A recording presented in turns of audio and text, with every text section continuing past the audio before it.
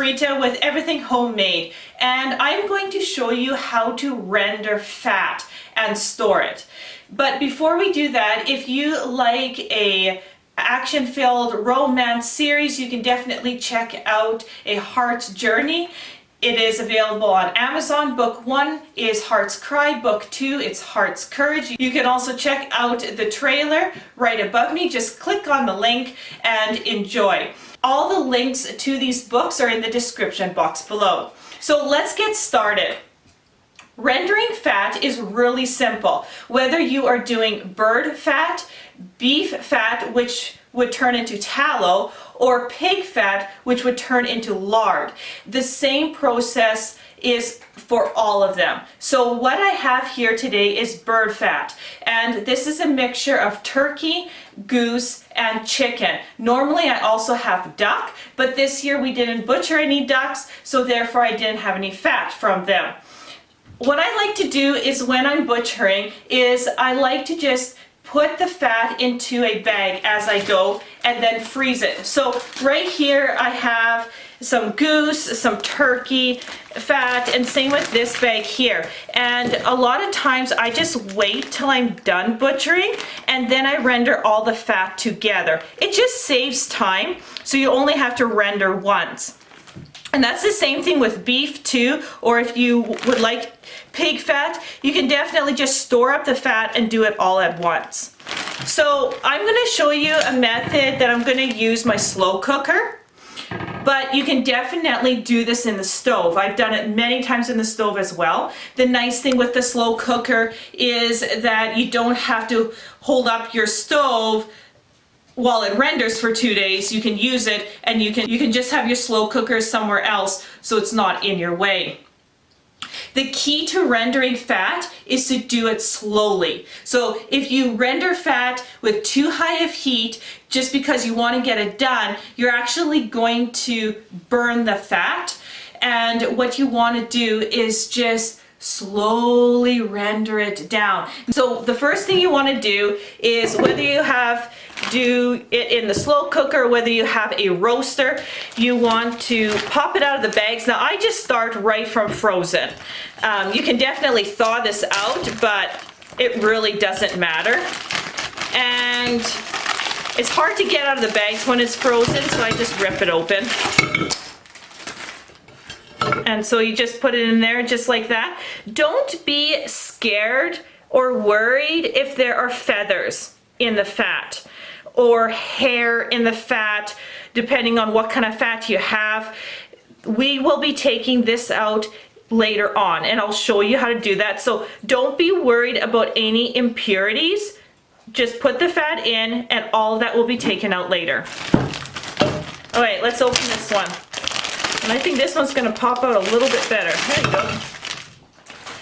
So again, you can see that there is some frozen blood here. You can see that there's some meat and other impurities. Again, I just want to stress that don't be worried about any of that. It will come out. You won't be storing it. What you'll be storing is the pure fat at the very end.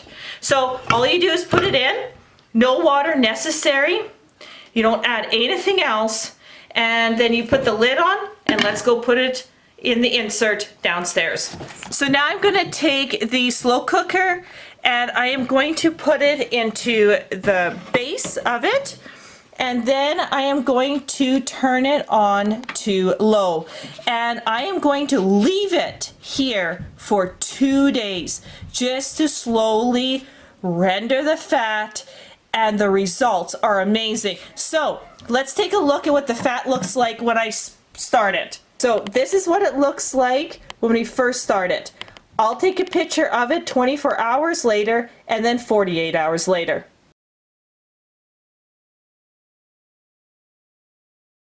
Hey everyone, we are back 2 days later, and take a look at our wonderful bird fat in here. It looks really good, and it's a little bit hard to see because it is a black insert and the fat is clear, so you can see the remaining lumps left, but we're gonna strain all this out.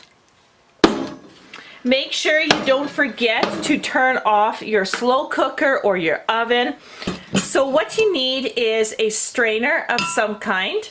I have a measuring cup and I'm going to be straining into the measuring cup. One, because I can measure how much I have immediately, and two, I can pour it into my canning jar with ease. Then you need something to put your oil in.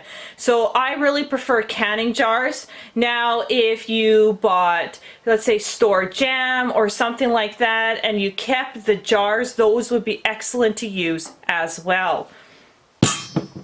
The other thing that you need is some cheesecloth. If you don't have cheesecloth, if you got an old tea towel or something like that that is really finely woven together, you don't want to be able to see through it, then you need that as well. I just have here an extra bowl because I'm not at my kitchen. I'm actually downstairs where I like to do a lot of slow cooking and stuff. So I just got a bowl here to put all my cheesecloth after I use it, my used spoon. I brought a spoon down here just in case, just so I don't make a mess anywhere else. So if you're doing this in the kitchen, you can just put the used stuff in your sink. That would be just as good as well. Okay, so let's get started. So this is really easy. You grab your measuring cup or whatever you are pouring the contents that's in your slow cooker into your bowl or your measuring cup. The next thing you want to do is put a strainer on top and then line it with a cheesecloth or your tea towel or something. This will just basically give it that extra strain. So you're catching feathers here, you're catching anything you don't want in your oil. You want it to be pure oil. You don't want any of the impurities in your oil. Okay, once you got that set up, now is the fun part of straining it.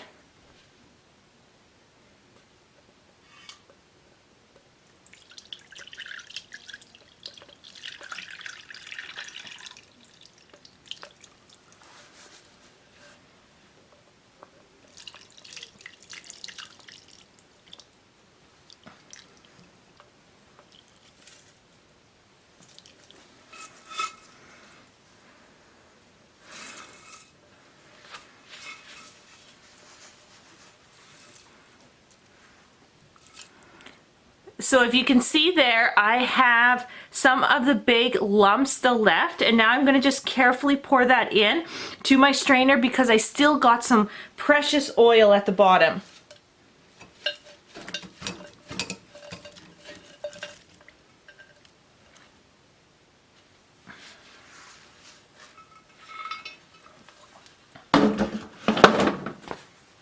Then what I like to do is grab a piece of paper towel and just wipe my edge so it doesn't make a greasy mess.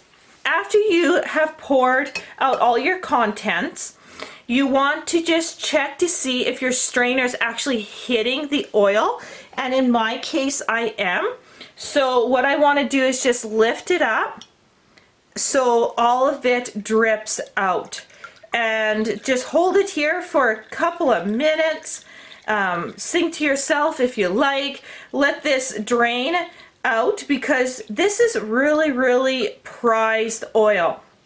I can't tell you how many times I have been asked to sell my bird fat, and to this day I have not sold it because it is literally gold in my kitchen. If you have the driest hands, the best cream you could ever have is pure duck or goose fat. You put your hand, just your little finger, and touch this oil, and you smear it on your hands, and you will have the softest skin ever. It is just amazing. Usually in the middle of winter is when I make my bird fat, and I have it in the fridge, and of course it's solid then, and all you do is take a little bit off the top, rub it in your hands. Oh, your skin is just so beautiful. Because where I live, it's really dry in the winter, and there's nothing better to help your skin than a little bit of bird fat smeared on it. And people want to buy it, like chefs want to buy it, because to cook with it, it's unmatchable in the kitchen. It's just, the flavors is just unbelievable. So I get asked, when people find out that I'm butchering turkeys and geese and ducks, I could sell it easily, but it's worth more to me than the money I get from it. So that's strained pretty good. I get a little bit of drips here or there. So I'm going to just place it in my bowl. Now I have this beautiful oil. So let's take a closer look at it. You can see how clean it is. And so when I said at the beginning, don't be worried about feathers, that is why. You won't have to worry because we strain it all out. So it looks gorgeous. Okay, let's get it into a jar. I guessed it would make 4 cups, so I only grabbed 1 quart canning jar, and it made 3 3/4 cups. So I was right on the money. And what I like to do is just pour it into my canning jar.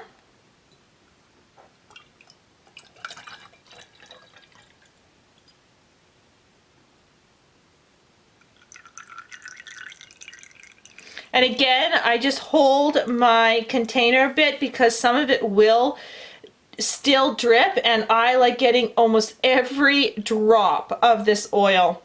What I'll actually do is, just before I wash my measuring cup, if there is any oil left, I'll take a spatula and clean it up and throw it in a frying pan or something like that. Or I'll just put it in the fridge, let it cool down because it'll become a solid, and just pop it out and use it in frying. That's how precious this is. Every drop counts. Okay. And if you want to do that, make sure you smear it on your skin because it is awesome. So this is hot. This oil is really hot right now. So what I'm going to do is actually just put my canning lid on. And if your oil is super warm, then what's going to happen is, if you wrap a towel around your canning jar, you can actually get it to seal. So that's a little trick as well, because everything's so hot. So if you want to warm up your jar, warm up your lid, you can definitely can this without putting it into the canner. Now what I like to do is put this into the fridge, and we use it all winter long. It has lasted 6 months easy in my fridge. Remember, you have taken all the impurities out, so this is just plain fat. And like I said, I've had it held for 6 months in the fridge without a problem.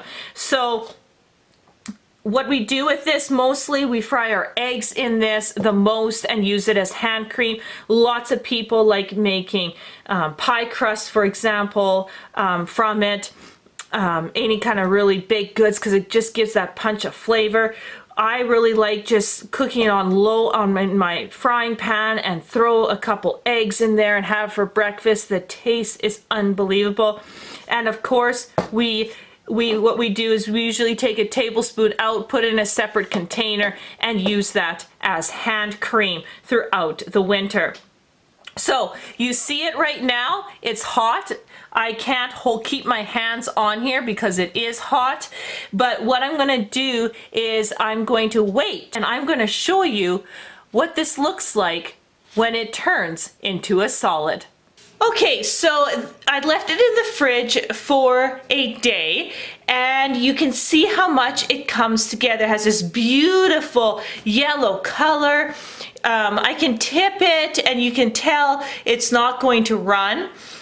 And it's just, oh, I just love this oil. So, and you can see, actually, I can't pop the lid because we put in the hot oil. Even when I put it in the fridge, I did nothing else to hold the heat. It's actually sealed, and I can press down the middle and it doesn't pop up. So you can definitely get a seal on these jars. So what I'm going to do is I'm just going to take a bread knife, and you heard that little pop, and just open it up. Let you take a look inside of it. And what I like to do is just transfer a little bit of this to another container so we can use it as cream. But I'm just gonna scoop a little bit out for you so you can see how it looks. And you can see it is soft, gorgeous, and a little bit runny in the middle, which is totally normal for bird fat. And you can fry with it. So we usually use you just need just a little bit in your frying pan to make the best tasting eggs ever. So I'm gonna also mention that when you are rendering the fat in the oven, I usually do it around 250 Fahrenheit. I didn't mention that in the beginning, so I just wanted to let you know. The other thing is bird fat, as you can see, is not as stable. As you can see, it still runs as tallow or lard. So I wouldn't store this on top of my counter. I would definitely always keep it in cold storage or in the fridge. Then it'll keep for a longer period of time. If you would leave this on the counter, you run the risk of this spoiling just because it is not as stable as the other two fats.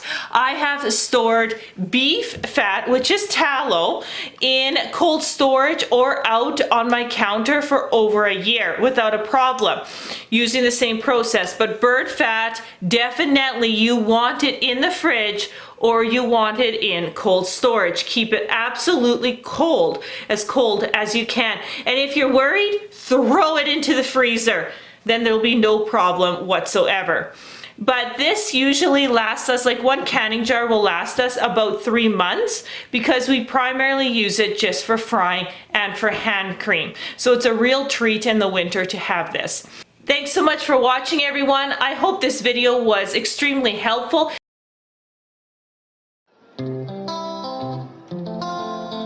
And I will see you on the next video.